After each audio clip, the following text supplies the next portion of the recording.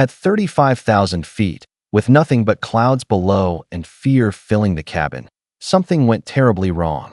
The captain collapsed without warning, the cockpit fell silent, and 148 lives were suddenly hanging in the air. The co-pilot's voice trembled as she called for help, knowing there was nowhere to pull over and no second chances. Passengers felt the aircraft change its rhythm. Fast, unnatural, wrong. Then something unbelievable happened. A quiet woman stood up from seat 12, calm while everyone else was panicking.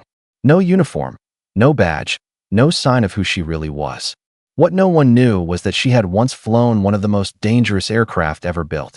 And in the next few minutes, she would decide whether this flight ended in tragedy or survival.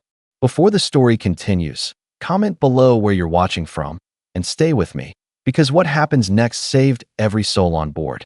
Just a few hours earlier, this flight had felt like any other ordinary afternoon in the sky. Passengers boarded with coffee cups in hand, headphones ready, minds already drifting toward meetings, family dinners, or quiet nights at home.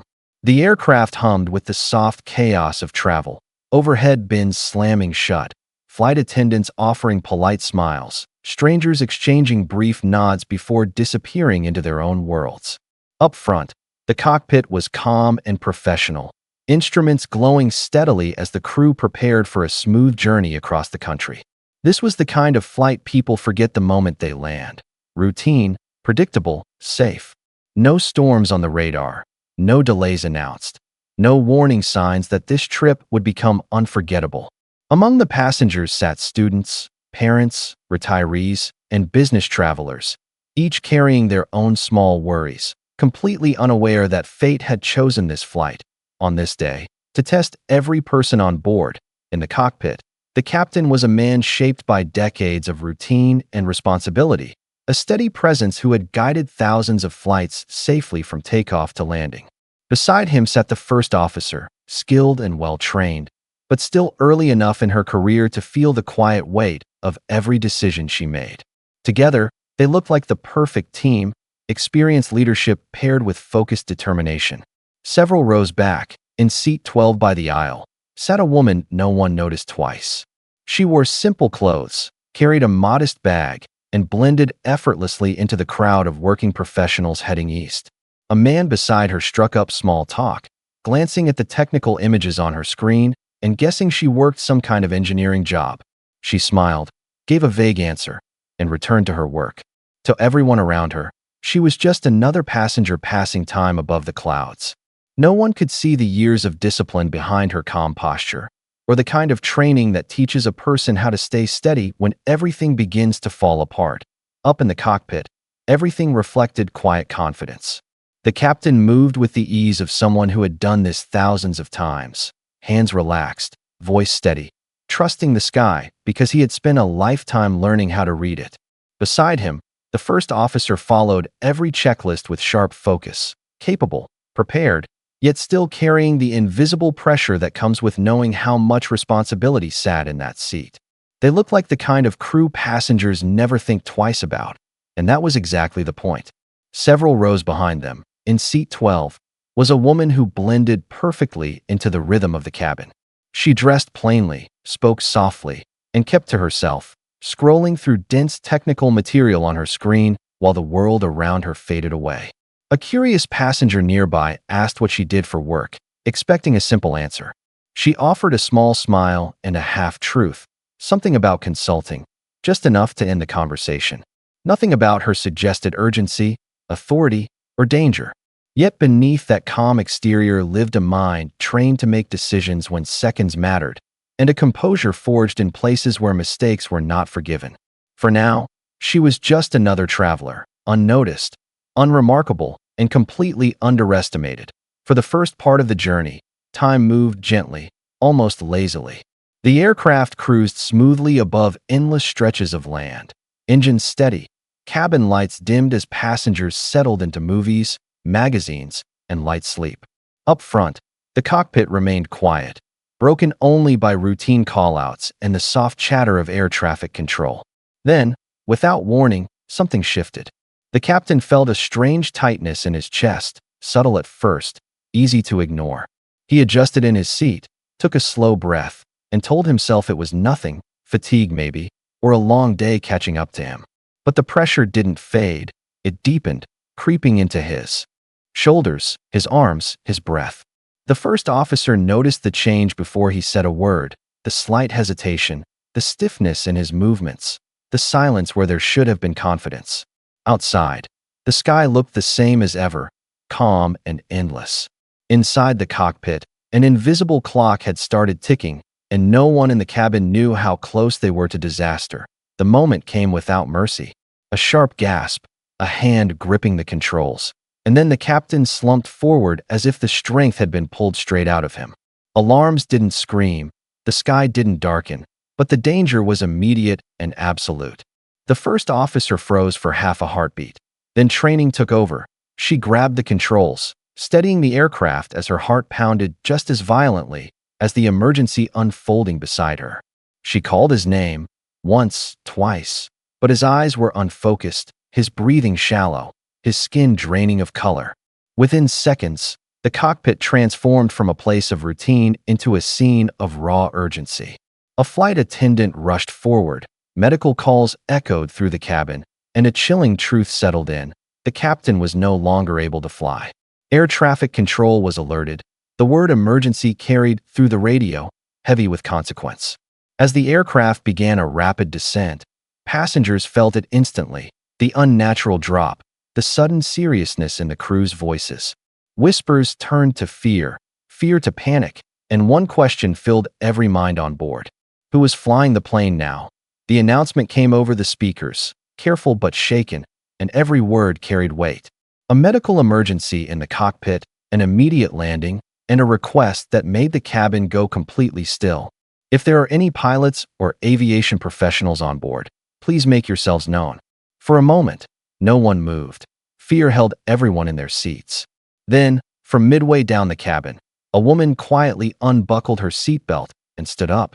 She didn't rush, didn't panic, didn't raise her voice. She simply walked forward as if this was exactly where she needed to be.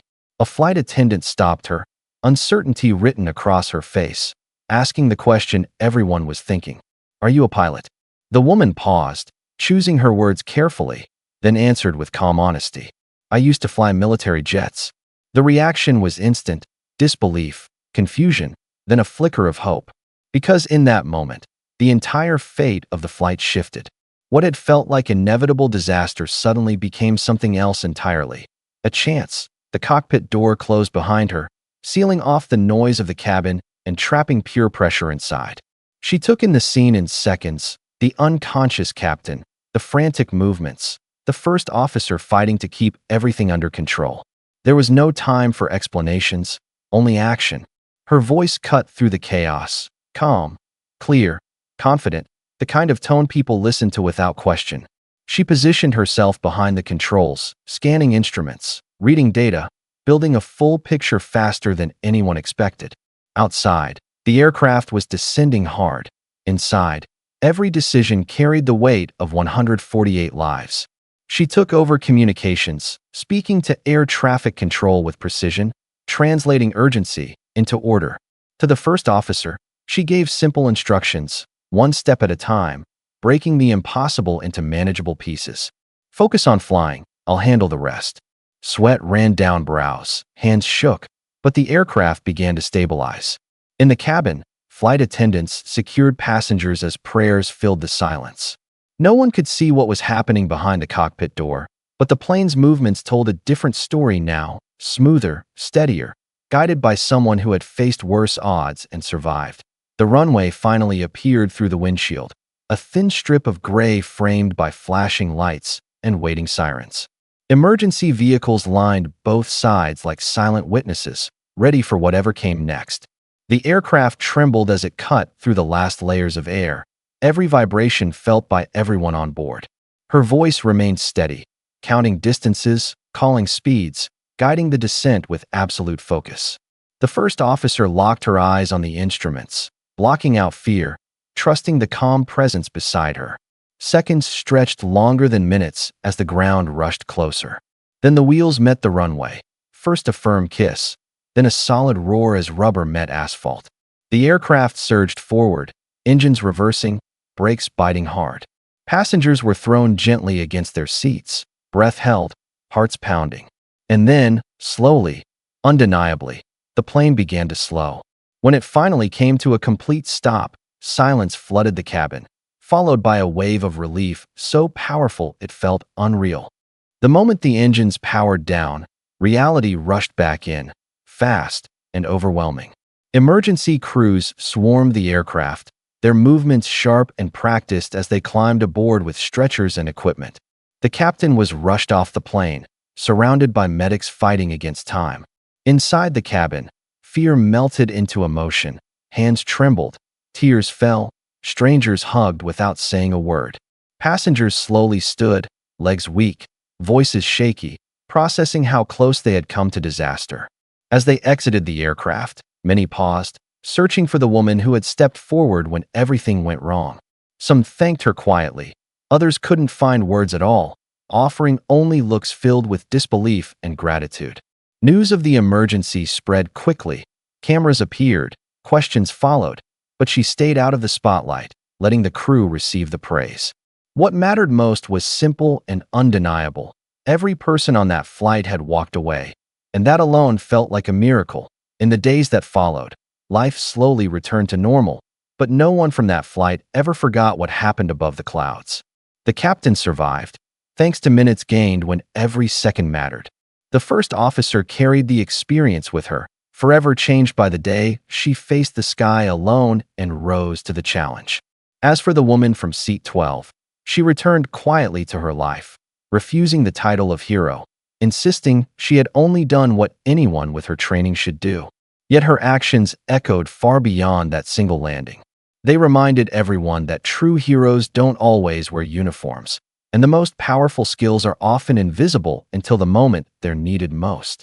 Training, calm, and courage turned panic into survival. And long after the runway lights faded from view, the legacy of that flight lived on in one simple truth. Sometimes the person who saves you is sitting right beside you, unseen, until the moment everything depends on them.